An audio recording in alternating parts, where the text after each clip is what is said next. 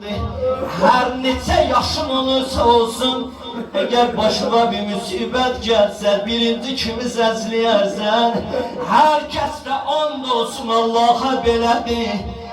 Birinin başına musibet gelse, birinci diyer vay ana.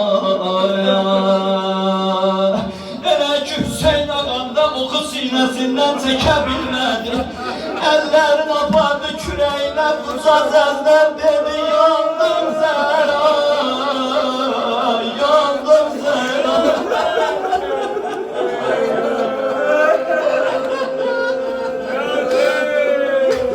Vallahi biz de dedik yandık Zəhra, yandık Zəhra, yandık Zəhra. Bilirsən niye Allah'ın yadına getirdi? Bilirsən niye bak bu sözü benden alabilsin bunu ağla.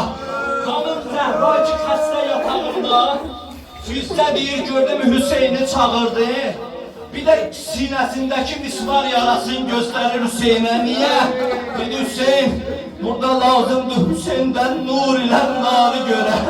Hem Bətul'un sinəsi hem kanlı mismarı göre. Niye?